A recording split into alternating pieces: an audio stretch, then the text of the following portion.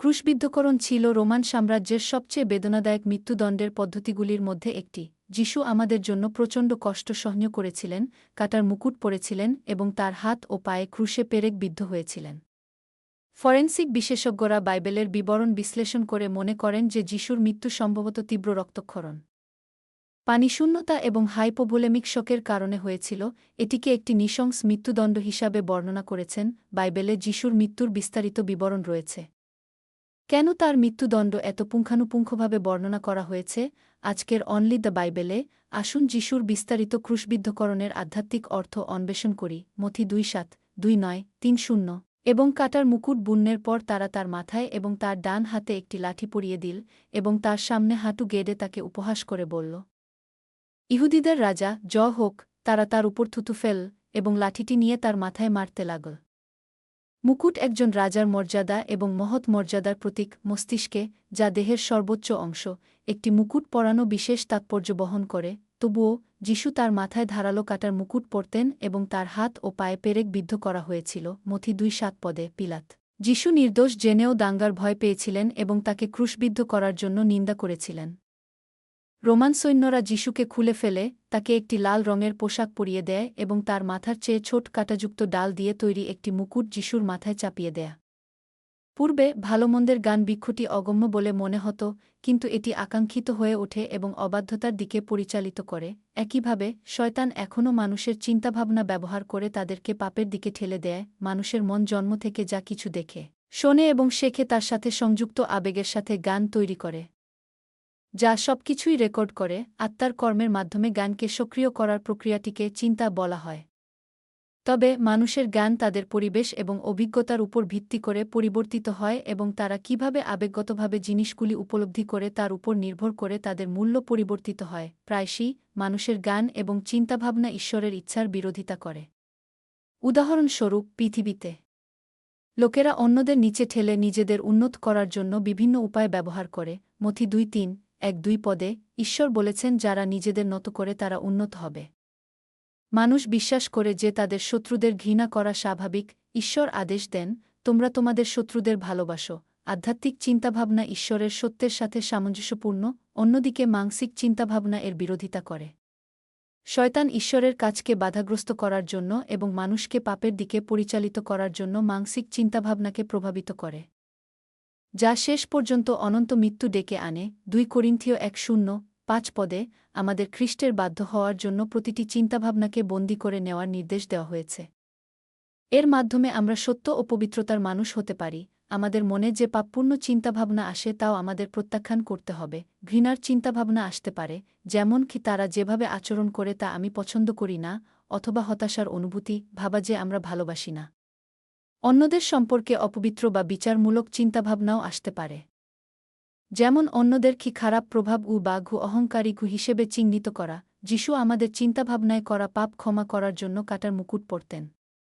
আমাদের এখন আমাদের চিন্তাভাবনার মাধ্যমে করা পাপগুলো ত্যাগ করতে হবে, তাহলে ক্রুশে যিশুর রক্ত আমাদের পাপ ক্ষমা করতে পারে। দ্বিতীয়ত, যিশু কাটার মুকুট পরেছিলেন আমাদেরকে একটি গৌরবময় মুকুট দেওয়ার জন্য। স্বর্গে ঈশ্বরের সন্তানদের জন্য অনেক মুকুট প্রস্তুত করা হয়।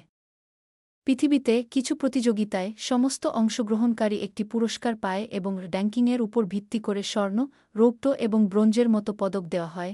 একইভাবে স্বর্গের মুকুটগুলি বৈচিত্র্যময়। প্রথমে 1 করিন্থীয় 9:2-5 পদটি দেখা যাক। যারা খেলাধুলায় অংশগ্রহণ করে তারা সকলেই আত্মসংযম অনুশীলন করে। তারা তখন ক্ষয়িষ্ণু মালা পাওয়ার জন্য তা করে, কিন্তু আমরা ক্ষয়িষ্ণু মালা। যারা যীশু খ্রিস্টে বিশ্বাস করে এবং পাপকে জয় করার জন্য প্রচেষ্টা করে তাদের সকলকে একটি অক্ষয়িষ্ণু মুকুট কি দেওয়া হয়। ঠিক যেমন প্রতিযোগিতায় অংশগ্রহণের পুরস্কার 1 পিতর 5:4 পদে গৌরবের মুকুট তাদের জন্য যারা পাপ ত্যাগ করে, বাক্য অনুসারে জীবনযাপন করে এবং ঈশ্বরের গৌরব করে।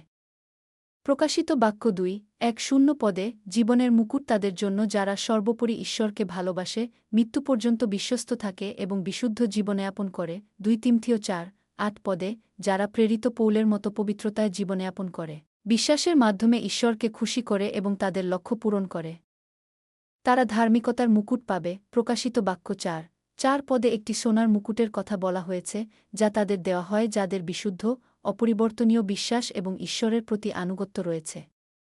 ঈশ্বর স্বর্গে অনেক মুকুট প্রস্তুত করেছেন, যা একজন ব্যক্তি কতটা বিশ্বস্ততার সাথে পাপকে জয় করে তার উপর ভিত্তি করে দেওয়া হয় এবং তাদের জীবদ্দশায় ঈশ্বরের গৌরব নিয়ে আসে। যিশুর প্রেমে বিশ্বাস করে, যিনি কাটার মুকুট পরেছিলেন এবং তার রক্তপাত করেছিলেন। আমরা মাংসের দ্বারা নয়, আত্মার দ্বারা জীবনযাপনের উপর মনোনিবেশ করি, আমাদের লক্ষ্য পূরণ করে এবং আমাদের আত্মাকে লালনপালন করে আমরা স্বর্গে মহান হব এবং সেরা মুকুট পাব। ঈশ্বর আমাদের জন্য যে মুকুট প্রস্তুত করেছেন তা পেতে আমাদের অবশ্যই যোগ্য হতে হবে।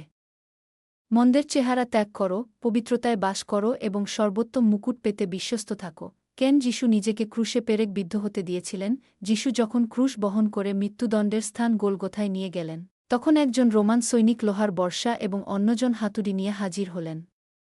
সেঞ্চুরিয়ানের আদেশে যিশুর হাতে ও পায়ে পেরেক বিদ্ধ করা হয়েছিল। নিষ্পাপ থাকা সত্ত্বেও তিনি পেরেক বিদ্ধ করার যন্ত্রণা সহ্য করেছিলেন, যাতে আমরা তাদের সাথে যে পাপ করেছি তার প্রায়শ্চিত্ত করতে পারি। আমরা যে পাপের মাধ্যমে পাপ করি তার প্রায়শ্চিত্ত করার জন্য যিশু তার হাতে ও পায়ে পেরেক বিদ্ধ করেছিলেন, পাপপূর্ণ চিন্তাভাবনা কর্মের দিকে পরিচালিত করে এবং এর পরিণতি মৃত্যু, কারণ আধ্যাত্মিক আইন অনুসারে পাপের মজুরি মৃত্যু। মার্ক 9:4-5-4-7 পদে যিশু সতর্ক করে দিয়েছিলেন যে পাপের মূল্য কঠোর। যদি তোমার পা তোমাকে বিঘ্নিত করে, তবে তা কেটে ফেল। 2 পা নিয়ে নরকে নিক্ষিপ্ত হওয়ার চেয়ে খোঁড়া হয়ে জীবনে প্রবেশ করা তোমার পক্ষে ভালো। যদি তোমার চোখ তোমাকে বিঘ্নিত করে, তবে তা উপড়ে ফেলো। 2 চোখ নিয়ে নরকে যাওয়ার চেয়ে 1 চোখ নিয়ে ঈশ্বরের রাজ্যে প্রবেশ করা তোমার পক্ষে ভালো। আজকাল কত মানুষ হাতপা দিয়ে পাপ করে, ক্রোধ, হিংসা, চুরি এবং জুয়ার দিকে পরিচালিত করে, যা জীবনকে ধ্বংস করে দেয়। কেউ কেউ খুনও করে, অস্ত্র ব্যবহার করে, আগুন ধরিয়ে দেয় এবং অনুশোচনা ছাড়াই অবিশ্বাস্য অপরাধ করে। পাপ করে নরকে যাওয়ার চেয়ে স্বর্গে যাওয়ার জন্য হাত পা কেটে ফেলা ভালো। একই কথা প্রযোজ্য যখন আমরা এমন কিছুর মুখোমুখি হই যা লোভকে উস্কে দেয় বা ব্যভিচারের দিকে পরিচালিত করে। পাপ করে নরকে যাওয়ার চেয়ে চোখ উপড়ে ফেলা ভালো। পাপ এড়িয়ে স্বর্গে প্রবেশ করা অনেক ভালো। চোখ, হাত বা পা না কেটে উদ্ধার পাওয়ার একটি উপায় খোলা হয়েছে। যিশু ক্রুশে পেরেক দিয়ে বিদ্ধ হয়ে এবং রক্তপাত করে আমাদের পাপ হাত ও পা দিয়ে তুলে নিয়েছিলেন। যিশু কাটার মুকুট পরেছিলেন এবং আমাদের চিন্তার পাপ ক্ষমা করার জন্য ক্রুশবিদ্ধ হয়েছিলেন। এত মহান ভালোবাসা এবং অনুগ্রহ লাভ করার পর আমাদের পাপ এড়াতে আমাদের হৃদয় এবং চিন্তাভাবনাকে রক্ষা করতে হবে, কৃতজ্ঞতার সাথে বিজয়ী জীবনযাপন করতে হবে। আমি প্রভুর নামে প্রার্থনা করি যে তোমরা সুন্দর হাত ও পা হও, পবিত্রতার জন্য প্রচেষ্টা করো, ভালো চিন্তা করো, সেবা করো এবং বিশ্বস্ত থাকো। তোমার জন্য প্রার্থনা করতে দাও। প্রিয় প্রভু, আমাদের পাপপূর্ণ চিন্তাভাবনা ক্ষমা করার জন্য, কাটার মুকুট পরার জন্য এবং আমাদের পাপপূর্ণ কর্ম ক্ষমা করার জন্য ক্রুশে পেরেক বিদ্ধ হওয়ার জন্য আমরা তোমাকে ধন্যবাদ জানাই। এই ভালোবাসা জেনে আমরা বুঝতে পারি যে আমাদের আর চিন্তাভাবনা বা কাজের মাধ্যমে পাপ করা উচিত নয়। ক্রুশের ভালোবাসার জন্য কৃতজ্ঞ আমরা যেন পবিত্র হই এবং সমস্ত পাপ ত্যাগ করি। 2000 বছর আগে তোমাকে পেরেক বিদ্ধ করা হয়েছিল এবং আমার জন্য কাটার মুকুট পরানো হয়েছিল। আমি যেন পাপ করতে না পারি, তাই না, বরং আমাদের আর পাপ না করার জন্য বলতে চাই। আমাদের এমনভাবে জীবনযাপন করার শক্তি দাও যাতে তোমার অনুগ্রহ ও ভালোবাসার প্রতিদান পাও। আমাদের প্রভু যীশু খ্রিস্টের নামে আমি প্রার্থনা করি। আমিন।